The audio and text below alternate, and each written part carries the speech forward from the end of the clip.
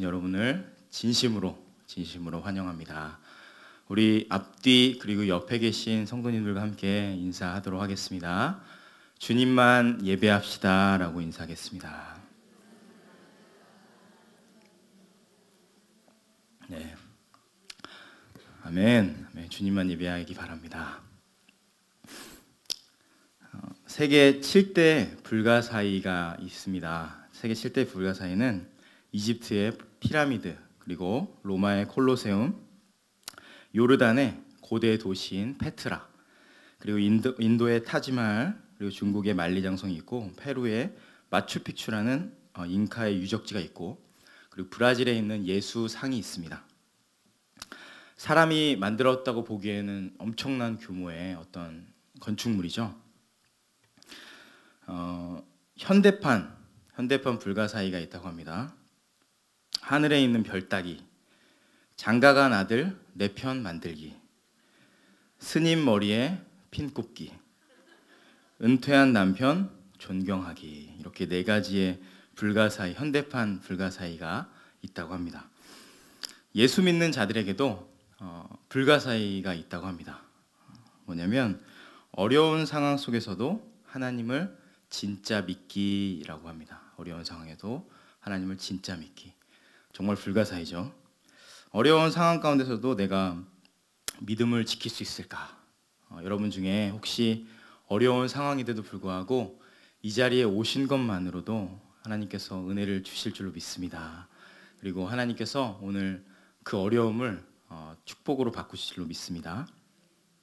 2011년 12월 20일 오전 8시 대구광역시 수성구에 사는 덕원중학교 2학년, 당시에 13세 소년인 권승민 군이 집단 따돌림에 견디다 못해서 7층 아파트 베란다에서 떨어져서 숨졌다고 합니다. 당시에 피해 학생이 긴 유서를 남겼는데 너무 잔인하고 충격적이어서 제가 다 공개할 수는 없고 몇 가지만 좀 이렇게 들려드리도록 하겠습니다. 3월 중순에 게임을 키우자고 했는데 협박을 하더라고요. 그때부터 매일 컴퓨터를 많이 하게 된 거예요. 키우라는 양은 더 늘고 때리는 양도 늘고, 수업 시간에는 공부하지 말고 시험 문제 다 찍고 돈 벌라 하고, 물로 고문하고 모욕하고 단소로 때리고, 우리 가족 욕하고, 문제집을 공부 못하도록 다 가져가고, 학교에서도 몰래 때리고 온갖 심부름 숙제를 시키는 등 그런 짓을 했어요. 12월에 들어서 자살하자고 몇 번이나 결심했는데 그때마다 엄마, 아빠 생각이 나서 저를 막았어요. 그런데 날이 갈수록 심해지자 저도 정말 미치겠어요. 또 메이커 일입니다. 밀레 옷을 사라고 해서 자기가 가져가고, 매일 나는 그 녀석들 때문에 엄마한테 돈 달라고 하고 화내고, 매일 게임하고 공부 안 하고 말도 안 듣고 뭘 사달라는 등 계속 불효만 했어요. 전 너무 무서웠고 한편으로는 엄마에게 너무 죄송했어요. 하지만 내가 사는 유일한 이유는 우리 가족이었기에 쉽게 죽지는 못했어요. 시간이 지날수록 제 몸은 성치 않아서 매일 피곤했고, 상처도 잘 낫지 않았고 병도 잘 낫지 않았어요. 또 요즘 들어 엄마한테 전화해서 언제 오나는 전화를 했을 거예요. 그 녀석들이 저한테 시켜서 엄마가 언제 오냐고 물은 다음 오시기 전에 나갔어요. 저는 정말 엄마한테 죄송해서 자살도 하지 않았어요. 어제는 12월 19일입니다. 어제 혼날 때 엄마의 모습은 절 혼내고 계셨지만 속으로는 저를 걱정하시더라고요. 저는 그냥 부모님한테나 선생님, 경찰 등에게 도움을 구하려 했지만 개들의 보복이 너무 두려웠어요. 저는 매일매일 가족들 몰래 제 몸의 수많은 멍들을 보면서 한탄했어요. 너무 많은데 요약을 많이 하고 마지막 이렇게 끝납니다. 항상 저를 아껴주시고 가끔 저에게 용돈도 주시는 아빠 고맙습니다. 매일 제가 불효를 했지만 웃으면서 넘어가 주시고 저를 너무나 잘 생각해 주시는 엄마 사랑합니다. 항상 그 녀석들이 먹을 걸 다 먹어도 나를 용서해주고 나에게 잘해주던 우리 형 고마워. 그리고 항상 나에게 잘 대해주던 친구들 고마워. 또 학교에서 잘하는 게 없던 저를 잘 격려해 주시는 선생님들 감사합니다. 이렇게 유언을 쓰고 다음 날 이제 숨을 거두게 됐습니다. 12월 20일 날. 이 유언을 보면서 이 글이 다 있더라고요. 쳐보니까 다 검색이 되고 봤는데 너무 화가 나고 좀 답답하고 마음이 너무 안 좋았습니다. 그러니까 지금처럼 아주 추운 날 그렇게 괴롭힘 당하고 왕따를 당하면서 견디지 못해서 거기 베란다에서 떨어졌던 그 아이의 심정을 봤는데, 이 사건을 친구들에게나 아니면 학교에 혹은 부모님에게 아니면 교회에 다녔다면 전도사님이나 목사님에게 이야기했더라면 이렇게 죽지는 않았겠지라는 어떤 마음도 생겼습니다. 2013년 전국 학교 폭력 실태 조사를 했는데 초등학교 4학년부터 고등학교 2학년을 대상으로 실시했는데 6,153명을 대상으로 조사를 했는데 무려 22.7%가 폭행을 피해 당했다고 이렇게 이야기했고, 그리고 학교 거부하는 충동을 일어났다 내 안에서 51%, 그리고 무려 42.1%가 자살 충동을 느꼈다고. 그러니까 10명 중에 4명이 자살 충동을 느꼈다고 이렇게 대답했습니다. 그리고 피해 후에 도움을 요청하지 않는 학생이 그 전년도 49.2%, 그러니까 그 전년도에 비해서 무려 12%가 증가한 49%가 도움을 요청하지 않는다고 이렇게 이야기를 했다고 합니다. 이유는 아까 그 아이처럼 부모에게 이야기하고 누군가에게 이야기하면 보복을 당하고 죽이겠다라고 협박을 했기 때문에, 그거에 대한 두려움 때문에 무려 10명 중에 5명이 이야기를 하지 않는다고 합니다. 그냥 자기가 어떻게 할 수 없으면 부모님에게 혹은 주변 사람에게 이야기하면 되는데 왜 이거를 얘기하지 않을까라는 안타까움도 생기고 우리가 그들을 보호하지 못했다라는 죄책감도 들었습니다.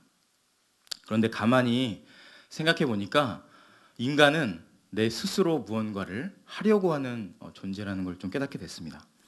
우리도 주님을 믿는다고 하고 주님을 따른다고 하고 내가 전적으로 주님을 신뢰한다고 하지만 어려운 상황 그리고 사탄 마귀의 공격이 왔을 때 그 문제와 고난을 주님께 내가 드리기보다는 그 문제를 내가 끙끙 앓고 안고서 있지는 않는지 생각하게 됐습니다. 그리고 교회에 와서 예배를 드리고 주님께 기도하고 주님의 도우심을 구하지만 기계적으로 오늘 예배도 매주 드려지는 수요 예배이기 때문에 와서 예배를 드리고 있지는 않는지, 내가 기도를 할 때도 중언부언 하나님께 마음을 다해서 드리고 있지는 않는지, 그렇게 드리진 않는지를 돌아보게 됐습니다. 예수님도 이방인이 기도하는 것을 중언부언 기도한다고 라고 했습니다. 마태복음 6장 7절, 또 기도할 때 이방인과 같이 중언부언하지 말라. 그들은 말을 많이 하여야 들으실 줄 생각하느니라. 여기서 중언부언은 영어로 meaningless repetition인데, 그러니까 의미 없는 반복을 한다는 말입니다. 오해하면 안 되는데 우리가 구해야 될 것은 계속 구해야 됩니다. 그런데 내가 구하는 것을 내 마음에 내 소원과 하나님을 향한 어떤 간절함 없이 그냥 형식적으로 내 자리를 지키려고 종교 생활하는, 반복적으로 종교 생활하는 그 당시의 바리새인들과 서기관을 꾸짖는 예수님의 말씀입니다. 그래서 오늘 이 자리에 오실 때까지 되게 춥고 그리고 피곤하고 어려운 몸이지만 그럼에도 불구하고 이 자리로 왔는데, 와서 반복적으로 지난주와 같은 예배로 혹은 내가 항상 드려지는 찬양으로 혹은 기도로 우리가 주님께 나아가면 바리새인과 서기관과 똑같습니다. 그렇기 때문에 우리가 지난주와 다른, 그리고 어제와 다른 오늘 예배를 주님께 드리면서 의미 없는 반복적인 어떤 기계적인 예배가 아니라 우리의 전심을 다하는 예배, 그리고 저도 마찬가지로 설교 준비하면서 어쩔 수 없이 해야 되는 설교가 아니라 내가 이 설교를 마지막으로 한다는 생각으로 준비를 했고, 여러분들도 그 마음으로 이 자리에 함께 예배를 참여했으면 좋겠고 말씀을 드렸으면 좋겠습니다. 그래서 내 안에, 여러분 안에 혹시 하나님을 향한 열망이 조금 식었다면, 그리고 말씀이 기대가 되지 않고, 그리고 오늘 주님이 나를 만나 주실까, 그리고 문제가 너무 주변에 많아서 그 문제 때문에 하나님의 말씀보다는 그 문제에 내가 사로잡혀서 어떻게 하지 못하고 어두운 가운데 계신 분들이 있다면 속으로 마음으로 계속 기도하시기 바랍니다. 하나님, 내가 하나님을 볼 수 있게, 그리고 하나님 만날 수 있게, 그리고 저 종을 통해서 하나님 나에게 말씀해 달라고 그렇게 기도해 주시고, 저를 위해서도 같이 기도하시면서 우리가 함께 하나님을 예배했으면 좋겠습니다. 같은 맥락에서 우리 로마 교회에 이제 사도 바울이 편지를 쓰는데, 다시 한번 12장 1절 말씀 읽어보도록 하겠습니다. 시작. 그러므로 형제들아, 내가 하나님의 모든 자비하심으로 너희를 권하노니 너희 몸을 하나님이 기뻐하시는 거룩한 산 제물로 드리라. 이는 너희가 드릴 영적 예배니라. 우리의 몸을 하나님이 기뻐하시는 거룩한 산 제물로 드리라는 말입니다. 그것이 영적 예배라라고 이제 말씀하십니다. 여기서 영적인 예배라고 해서 어떤 추상적이고 관념적인, 손에 잡히지 않는 어떤 초자연적인 예배가 아니라, 여기서 영적이라는 단어는 헬라어로 로기코스라는 말인데, 이 의미는 여러 가지 의미를 담고 있습니다. 성경에 2번밖에 안 나오는데 여기서 2가지 의미가 같이 들어있는데, 4가지의 원래 의미인데 그 2가지로 좀 나눈다면, 하나는 내면적이고 신령한 의미를 갖고 있고, 또 2번째는 합리적인 혹은 논리적인이라는 의미를 갖고 있습니다. 그러니까 2개가 상당히 상충되는 의미를 갖고 있죠. 근데 그 2가지 의미를 같이 가지고 있습니다. 그래서 이 예배, 그러니까 영적 예배를 조금 더 깔끔하게 이제 번역을 해보자면, 몸과 마음, 영혼을 다하여 우리를 구원해 주신 주님께 자신을 온전히 드리는 신령하고 합리적인 예배를 드리라고 이제 바울이 말씀하고 계시는 겁니다. 그 예배가 내 영과 또 내 지식, 우리의 모든 영혼과 육체를 다해서 주님께 예배를 드리라라고 말씀하시는 거고, 더 나아가서 그 참된 예배는 그 앞에 내 몸을 주님께 드려서 예배를 하라고 말씀하십니다. 여기서 핸드릭슨이라는 학자는 몸을 이렇게 이야기하는데, 피부 그리고 뼈뿐만 아니라 몸 전체를 이야기한다. 그리고 찰스 하츠는 전인격이라고, 이제 몸을 전인격이라고 표현했습니다. 그러니까 몸, 정신, 마음, 의지, 소유, 능력, 야망, 그 모든 것이 몸 안에 함축되어 있다고 설명했습니다. 그러니까 실제적으로 내 삶에서, 여러분 여기서 예배하지만 나의 삶에서 예배를 할 때 말로만 하는 어떤 구호가 아니라, 그리고 말로 내가 떠드는 게 아니라 생각으로, 그 느낌으로 하는 어떤 뜬구름 자는 무언가가 아니라, 실제로 우리의 삶 가운데, 우리의 몸을 들여서 예배를 하라고 말씀하시는 겁니다. 군대에는 육해 공군이 있습니다. 육해 공군. 그런데 육군에는 여러 가지 병과가 있습니다. 뭐 보병, 기갑, 수송, 수색, 뭐 정찰, 이렇게 병과가 여러 가지 있는데, 그 중에서 꽃은 어떤 병과일까요? 네, 보병입니다. 보병. 1111이라고 하는데, 왜냐하면 비행기로 폭격을 하고, 그리고 대포로 뒤에서 사격을 하고, 그리고 전차로 밀어붙이지만, 그걸 물리쳤다고 해서 그 땅이 우리 땅이 되는 게 아니죠. 우리 땅이 되려면 어떻게 되죠? 내 전투화로, 군홧발로 그 땅을 밟았을 때에만 그 땅이 우리 땅이 됩니다. 그렇기 때문에 보병들이 있는 곳까지가 우리 땅이 됩니다. 화력으로 따지면 당연히 탱크가 훨씬 세고, 그리고 뒤에 있는 박격포가 훨씬 세겠죠. 그리고 기동력으로 따지면 전차와 장갑차가 훨씬 빠르고 강력하겠지만, 그럼에도 불구하고 점령하는 땅은 바로 군홧발이 닿는 그 땅까지가 바로 우리의 땅이 되기 때문에, 보병이 바로 육해공, 모든 육군의 꽃이 되는 겁니다. 마찬가지로 우리의 예배도 몸으로 드릴 때, 우리가 그냥 멀리서 막연하게 생각하고 그냥 내가 느낌으로 주님을 예배해도 좋지만, 이 바울 사도가 로마 교회에 쓴 편지에 여기서 이야기하는 것은 내 몸으로 실제적으로 거기서 예배를 드리는 것. 독일의 신학자 에른스트 케제만은 이런 말을 했습니다. 순전히 내적이고 추상적이고 신비적이기만 한 예배는 그 어떤 것도 하나님을 기쁘시게 하지 못한다. 그것은 우리 몸으로 수행하는 구체적인 봉사 행위로 표현되어야만 한다. 나의 삶의 현장에서 매일매일 살아가는 그 삶의 현장이 그러니까 우리의 번제단, 우리의 전쟁터가 되는 것이죠. 바로 거기서 주님께 날마다 나를 희생 제물로 그리고 번제물로 올려드리는 것이 바로 영적 예배, 하나님이 기뻐하시는 예배가 되는 것입니다. 에베소 6장 12절에 6장에는 이제 영적 전쟁에 대한 말씀이 나오는데 거기에 처음에 이렇게 됩니다. 6장 12절. 우리의 씨름은 혈과 육을 상대하는 것이 아니요. 씨름은 영어로 레슬링이죠. 붙어서 갓발을 잡고 넘어뜨리는 거죠. 붙으면 어떻게 되죠? 땀 냄새도 나고 피도 튀고 눈물도 보이고 입냄새도 나고 완전 가까이서 하는 게 영적 전쟁이라고 묘사하는 것처럼 우리도 예배하는 것이 그냥 막연한 어떤 예배가 아니라 우리의 삶의 현장에서 부딪히고 또 만나고 내가 걸어가는 그 땅이 바로 예배하는 곳이고 바로 거기가 내가 하나님께 올려드리는 내 몸으로 올려드리는 번제단이 되는 겁니다. 번제단. 그래서 영적 전쟁이 저 멀리 IS라든지 이슬람이라든지 물론 거기도 영적 전쟁의 현장이지만 바로 여러분이 서 계신 그곳, 지금 계신 그곳, 여러분이 갖는 그 가정, 일터, 그 모든 곳이 바로 번제단이 되고 하나님을 예배하고 영적 전쟁하는 곳인 것입니다. 그래서 우리가 그런데 여기서 드린다라는 의미를 좀 보겠습니다. 그럼 내가 이곳이 하나님을 예배하는 곳이고 내가 있는 곳이 하나님을 찬양하고 또 영적 전쟁하는 현장이다.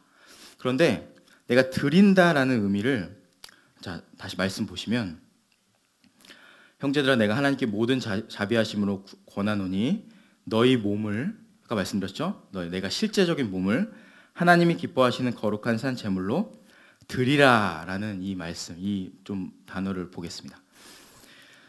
내가 어떤 드린다라는 이 말을 오해하시는 분들이 있습니다. 드린다. 내가 뭔가를 드려야 되겠다. 우리는 이제 사람이기 때문에 드린다? 그러면 내가 주님께 나 자신을 드림으로 어떠한 행위를 하면서 내가 무언가를 하면서 드렸을 때 주님이 하나님과 내 관계가 화목하게 되고 하나님이 내 예배를 기쁘게 받으시겠구나라는 오해를 하면서 해석하게 되면 상당히 이 말씀과 완전히 왜곡되게 해석이 됩니다. 그러니까 기뻐하시는 거룩한 산 제물로 드려라 했을 때 우리는 어떤 마음이 들죠? 처음에 내가 드려야 되겠구나 라는 마음이 당연히 드는 거죠. 하지만 그 드린다는 것은 그런 의미가 아닙니다. 그래서 이 말씀을 이제 오해해서 드릴 때도 이제 예배를 드리는 어떤 그런 것도 더 열심히 이제 예배를 드리려고 하는, 그러니까 종교적인 행위로 더 크게 소리를 지른다든지, 예를 들면 더 많이 움직인다든지, 그리고 더 펄펄 뛴다든지, 예를 들어서 말씀드립니다. 그렇게 하는 것이 이렇게 드린다는 것을 충족시키는 것이 아니라는 말씀입니다. 그래서 내가 거룩한 산 제물로 드렸죠. 드렸을 때 그렇지, 내가 죽어야지 라고 생각하는 것은 죽는 게 아닙니다. 다시 한번 말씀드리겠습니다. 거룩한 산 제물로 드려라. 그러면 내가 거룩한 산 제물로 드려야지. 내가 번제단에 올라가서 내가 나를 죽여야지 하는 순간 죽이는 게 아닙니다. 그거는 죽이는 게 아니라 내가 죽는 종교 행위를 이제 하는 겁니다. 그때부터. 하나님이 기뻐하시는 거룩한 산 제물로 드리는 것은, 예를 들어 설명해 드리겠습니다. 남편과 부인 앞에서 내가 져줍니다. 싸울 때 내가 져줍니다. 내 마음에는 엄청난 분노와 그리고 이 사람을 이제 하면서 져줍니다. 그런데 그러면서 마음 가운데 내 십자가라고 이제 이야기합니다. 십자가. 내 남편 혹은 내 자녀, 이 자녀와 어떤 것들, 어떤 상황들, 어려움을 십자가야. 이런 분들이 이제 전문 용어로 이제 왼수라는 단어를 많이 쓰시던데, 왼수 혹은 원수라는 단어로 어떤 주변에 있는 상황과 사람들을 그렇게 묘사하면서 십자가라고 하는데, 저 자식이 내 십자가고 제 왼수가 저 왼수가 내 십자가고, 이렇게 이제 말씀을 종종 하시는데, 그리고 어떤 상황, 그리고 어떤 물건, 그것들을 놓고 십자가라고 착각하고 이제 오해하시는 분들이 있는데, 그것은 단지 짐이고 가시일 뿐입니다. 가시. 나에게 있는 아픔, 이런 뭐 상처 같은 것도 짐이고 어떤 가시일 뿐이지, 그냥 원수일 뿐입니다. 왼수일 뿐이지 십자가는 아닙니다. 어려움을 주는 그것은, 그러니까 십자가는 바로 뭐냐면, 바로 내가 죽은 바로 그 자리, 그러니까 내가 바로 죽는 그것이 십자가입니다. 자, 다시 한번 설명해 드리겠습니다. 내가 산 제물로 올려드리는 그 제단이 그러니까 십자가입니다. 내가 십자가를 진다는 것은 산 제물로 올려드려서 죽는 거잖아요. 그런데 자, 동물이 희생제사로 동물이 제사로 올라갑니다. 그런데 동물이 완전히 소가 올라가서 확 올라가면 타서 없어져서 죽겠죠. 근데 소가 팔만 올립니다. 팔만. 그러면 아프겠죠. 뜨겁고 너무너무 뜨겁고 열받고 하는 아픔. 그리고 막 칼로 찌르는데 그 칼로 찌르는 게 나에게 고통이 되는 거죠. 내가 나의 모든 것을 그 제단 위에 올리지 않고 내 부분만 올립니다. 그랬을 때 나에게 있는 그 소유물이, 내가 올리지 못한 그 소유물이 나에게 아픔이 됩니다. 그리고 내가 올리지 못한 자존심이 나를 찌를 때 나에게 아픔이 됩니다. 그리고 상황도 마찬가지고, 내가 끝까지 그 제단 위에 올리지 못한 그 것, 혹은 그 사람, 그 상황, 그것이 나에게 어려움이 됩니다. 내가 죽었으면 그것은 더 이상 나에게 소유가 되는 것이 아닙니다. 그럼 누구의 소유죠? 하나님의 소유가 되는 겁니다. 제사는 하나님께 그 제물을 올려드리고 태웠을 때 제사지, 팔 하나 올려놓고 제사를 드렸다, 안 받습니다. 죄송하지만 안 받습니다. 나 혼자 그냥 아픈 겁니다. 아, 뜨겁다. 내 몸이 아픈데 내가 올리고 싶은 것만 올리고 나머지 내려놓고, 아, 괴로워. 주님, 내 십자가는 이겁니다라고 착각합니다. 내가 모든 삶을 올렸을 때 완전히 불타고, 나는 그 어떤 것도 나에게 공격할 대상이 없고 나를 찌를 수 있는 게 없습니다. 당신 왜 그렇게 생겼어요? 예를 들어 설명해 보겠습니다. 내 안에 아직도 내 외모를 죽이지 못하면 분노가 일어납니다. 나 못생겼는데 왜 이렇게 살이 쪘어요? 내 살찐 게 컴플렉스고, 그 살찐 것을 제단 위에 올리지 못하면 나는 거기서 분노가 일어납니다. 죽이지 못해서 안 달라겠죠.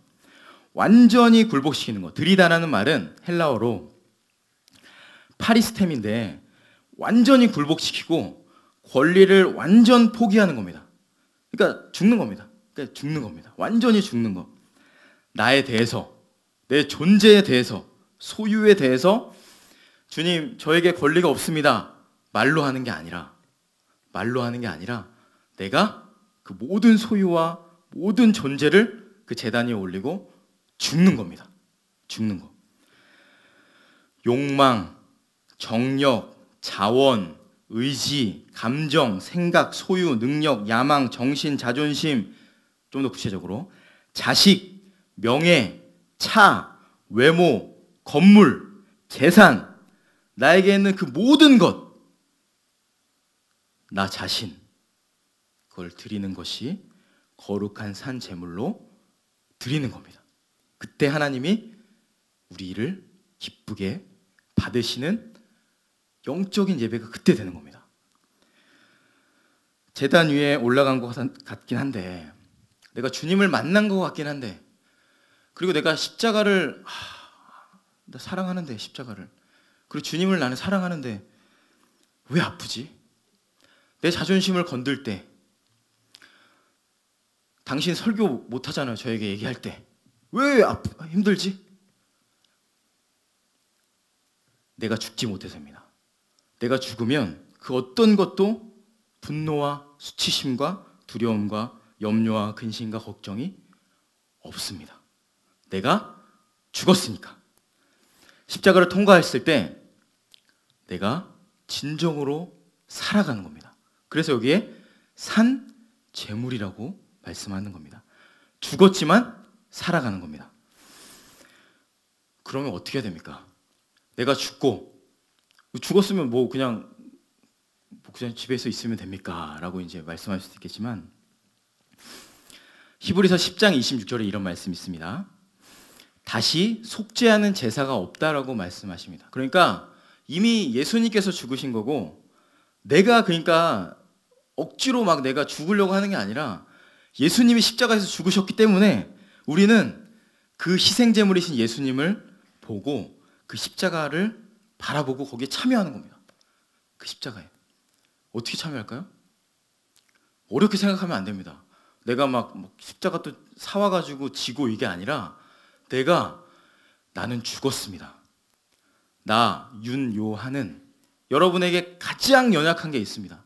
그리고 가장 힘든 거, 나를 아까부터 계속 생각나고 내가 놓지 못하고 붙들고 있는 거, 그걸 얘기하는 겁니다. 그거를 이야기하면서 주님께 고백하면서 나 윤요한은 나의 자존심, 교만함, 혈기, 분노, 내 자식, 내 재산 2000년 전 십자가에서 죽었습니다. 선포하는 겁니다. 그리고 그것을 믿음으로 내가 받아들이는 겁니다. 옛사람은 죽었습니다. 자, 한번 따라 보겠습니다. 옛사람은 죽었습니다. 나 윤요한은, 여기서 윤요한 하시면 곤란합니다. 네, 같이 죽어야 됩니다. 나 윤요한은 2000년 전 십자가에서 예수님과 함께 죽었습니다. 이것을 계속해야 됩니다.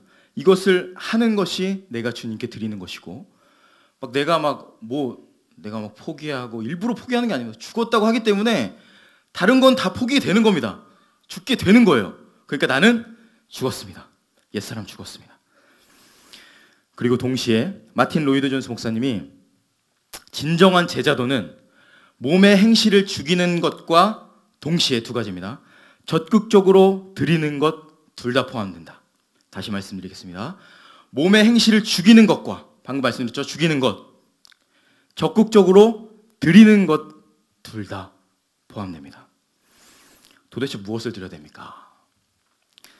유진 피터슨이 쓴 메시지 성경의 로마서 12장 1절을 이렇게 번역합니다. 똑같은 성경인데 현대어로 풀어 쓴 성경이 이렇게 되어 있습니다. 그러므로 나는 이제 여러분이 이렇게 살기를 바랍니다. 하나님께서 여러분을 도우실 것입니다. 여러분의 매일의 삶, 일상의 삶, 자고, 먹고, 일하고, 노는 모든 삶을 하나님께 헌물로 드리십시오. 그리고 또 나옵니다. 여기까지 이제 아시겠죠? 이제 이해가 되시죠? 그리고 하나님께서 여러분을 위해 하시는 일을 받아들이는 것이 바로 여러분이 그분을 위해 할 수 있는 최선의 일입니다. 너무 잘 번역을 한 것 같아요. 의역을 잘 해주셨어요. 나를 주님께 드리는 것, 죽이는 것, 이게 영적인 예배라고 말씀드렸고, 그때 이제 우리는 하나님이 하시는 모든 일을 받아들일 수 있습니다. 그때. 그 전에 내가 죽지 못해서 안 달라 있으면 찌을 때만 아프지만 내가 올라가고 죽으면 다 하나님께서 하시기 때문에 받아들일 수 있습니다. 어떤 일이 일어나도 나에게 다 받아들입니다. 한 자매가 미장원에서 머리를 했습니다. 마음에 들지 않았던 것 같아요. 제가 보기에는 괜찮아 보였는데 그분이 보기에는 본인이 너무 속상해서 이제 집에만 이제 있었다고 합니다. 여자에게 있어서 이건 매우 심각한 문제죠. 근데 머리가 자랄 동안 아무도 난 만나지 않겠다, 집에만 있겠다라고 이제 결심을 하고 다짐을 하고 있었는데 교회에서 연락이 왔습니다. 안내를 서달라고. 충격적인 이야기죠. 너무너무 속상했다고 합니다. 그래서 안내를 설 거면 모자를 푹 눌러쓰고 이제 파카를 입고 차량 안내만 하고 싶었다고 하는데 예배당 안에서 가장 잘 보이는 곳에서 안내를 써달라고. 그렇게 마음을 정하지 못하고 갈팡질팡 이제 망설이고 있는데 아침에 묵상이 생각났어요. 아침에 이제 큐티를 하는데 오늘 본문, 이 본문이 너희 몸을 하나님이 기뻐하시는 거룩한 산 제물로 드리라. 외모에 대해서 자기가 죽지 못했던 자기를 본 거예요. 그리고 결단한 거죠. 그러니까 거기 있으니까 더 못생겨 보이는 거예요. 거울 볼 때마다 더 못생겨 보이고 왜 이렇게 내 못난이처럼 보이다가 내가 그걸 외모를 주님께 올려드리고 다시 보니까 괜찮아요. 괜찮아서 목사님한테 전화해서 먼저 기도했겠죠. 주님, 그렇습니다. 저는 주님의 기뻐하시는 산 제물로 살고 싶습니다. 전화해서 하겠다고, 제가 하겠습니다 하고 했다고 해요. 희종 밝게 웃으면서 모두가 봤을 때 너무너무 아름다운 모습으로 하나님께, 그것이 바로 하나님을 예배하는 예배의 자리가 되는 것이죠. 그러니까 모든 것이, 그러니까 고난도 그렇게 되면 감사가 되는 기적이 이제 일어납니다. 우리 한 말씀만 같이 찾아보도록 하겠습니다. 베드로전서 4장 12절, 13절, 14절 말씀.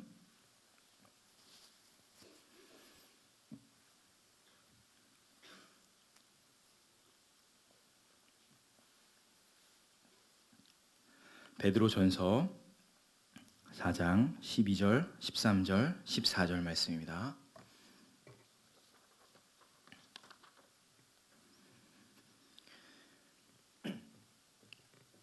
다 같이. 하나님의 뜻대로 우리 살았습니다. 근데 고난을 당하고 문제가 생겨서 낙심당하면 어떡합니까? 이 질문이 이제 나올 수 있겠죠, 우리 안에. 한번 읽어보겠습니다. 시작. 사랑하는 자들아, 너희를 연단하려고 오는 불시험을 이상한 일 당하는 것 같이 이상히 여기지 말고 오히려 너희가 그리스도의 고난에 참여하는 것으로 즐거워하라. 이는 그의 영광을 나타내실 때에 너희로 즐거워하고 기뻐하게 하려 함이라. 14절 말씀. 너희가 그리스도의 이름으로 치욕을 당하면 복 있는 자로다. 영광의 영 곧 하나님의 영이 너희 위에 계심이라. 아멘. 아멘. 우리 안에 고난이 있고 여러분 안에 문제가 있고 어둠이 있고 아픔과 눈물이 있다면 하나님이 그 위에 계신 거고 주님이 그 모든 것을 이미 다 보고 계신다고 베드로전서 베드로 사도를 통해서 말씀하십니다. 예수님이 이미 십자가를 지심으로 본을 보이셨기 때문에 우리에게 고난이 찾아온다며, 내가 살아가는 삶의 현장에서 여러분이 이제 그 영적 예배를 드리게 되면 고난이 당연히 찾아옵니다. 내가 죽었기 때문에 세상은 죽지 못해서 안달났기 때문에 죽은 사람에 대해서 이해를 못합니다. 그러니까 더 핍박하고 더 조롱하고 더 우리를 어려움 가운데 몰아넣을 텐데 하나님의 영이 오늘 말씀처럼 우리 위에 계시고 그 모든 것을, 고난을 통과하게 도와주실 것입니다. 말씀을 이제 마무리할 건데 국제시장 말씀을 준비하면서 국제시장 영화 아시죠? 그 국제시장 영화가 불현듯이 갑자기 생각이 났습니다. 국제시장 다들 보셨는지 모르겠는데 꼭 한번 보셨으면 좋겠습니다. 그 영화의 마지막 장면에 나이가 많이 들어서 노인이 된 주인공 덕수 우리 황정민, 우리 영화배우, 이분이 등장하는데 겨울이었던 것 같아요. 눈이 막 내리고 비가 내리고 눈이 내렸던 것 같아요. 설날 가족들이 거실에서 떠들썩하게 웃고 떠들고 하하호호 음식을 먹는 것을 물끄러미 이제 바라보던 덕수가 혼자 조용히 방에 들어갑니다. 흥남무드에서 아빠랑 헤어졌거든요. 처음에 헤어진 아버지 사진을 물끄러미 바라봅니다. 아버지의 사진. 아버지는 잃어버린 여동생을 잃어버려요. 흥남무드에서. 그래서 그 딸을 찾으러 가겠다고 가면서 덕수를 꽉 붙잡고 이야기합니다. 간곡하게. 잘 들으라. 제 사투리를 잘 못해가지고 죄송합니다.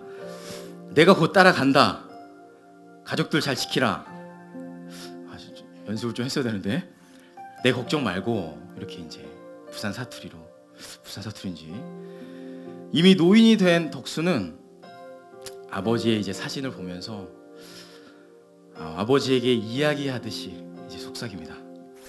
아버지, 이만하면 내 잘 살았지? 그리고 이어서 이렇게 이야기합니다. 근데 내 진짜 힘들었거든요. 아버지 보고 싶습니다. 이렇게 이제 이야기를 했습니다.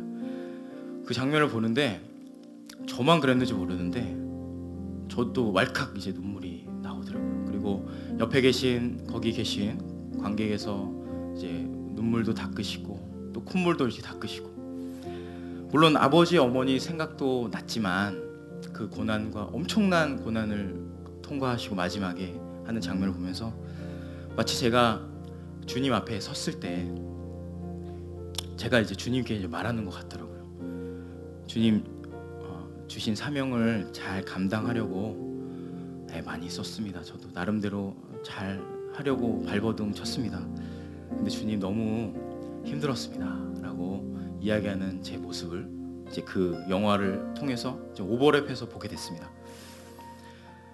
주님 뜻대로 사는 것이 많이 힘들 때가 있고 또 어려울 때도 많고 하고 싶은 거 하지 못할 때도 많고 또 누명도 뒤집어졌을 때도 있고 또 누군가 억울하게 해코지할 때도 있고 또 우리를 실제로 때리진 않지만 발로 차기도 하고 돌로 던지기도 하고 우리를 멸시하고 조롱할 때 있겠지만 주님은 하나님 그 뜻대로 살아가는 분과 함께 하시고 그때 고난을 받는 그 현장에 하나님의 영으로 함께하고 계신다는 것을 꼭 믿으시기 바랍니다. 그리고 저에게 이런 깨달음을 주셨어요. 매일의 삶에서 힘들기만 한 거 아니구나, 어려움만 있는 게 아니구나, 그 어려움과 고난과 고통이 결국에 내가 주님을 더 알게 되는 길이 됐구나. 그리고 내가 하나님의 사랑을 부족하지만 우리 청년들과 우리 성도님을 사랑하면서 어렵지만 그를 사랑하면서 내가 어떤 마음이 하나님의 마음인지 사랑하는 게 어떤 것인지 깨닫고 또 뺨은 안 받았지만 뺨을 맞는 고통이 왔을 때도 이게 주님이 맞는 뺨의 고통이겠구나, 그리고 돌팔매질 당하는 주님의 고통이겠구나 하면서 주님을 더 알 수 있었던 것 같습니다. 그러면서 저에게 이제 제가 주님의 품에 꼭 안기면서 수고 많았다라고 이야기하시는, 제가 언젠가 또 늙어서 주님 품에 안겼을 때 그렇게 우리 덕수처럼 우리 아버지 품에 안겨서 주님께 좀 위로받고 또 그렇게 뜨거운 사랑을 표현받고 싶은 마음이 생기더라고요. 여러분들 중에서도 올해 이제 마지막 수요 예배잖아요. 2016년도 어떠한 고난이 있었는지 제가 다 알지는 못하지만 하나님이 다 알고 계시고 그 고난을 잘 통과하시고 여기까지 도와주셔서 에베네셀의 하나님께서 여기까지 우리를 도와주셔서 여기까지 왔다는 것 자체가 은혜라고 생각됩니다. 그래서 올 한 해 이제 얼마 남지 않은 시간 하나님의 은혜로 잘 마무리하시고 내년도에도 그 은혜로 그 십자가의 사랑으로 이겨내시고 통과하시면서 주님과 더 친밀하게 매일의 삶 가운데 하나님을 예배하면서 사는 저와 그리고 여기 계신 모든 분들 됐으면 좋겠습니다.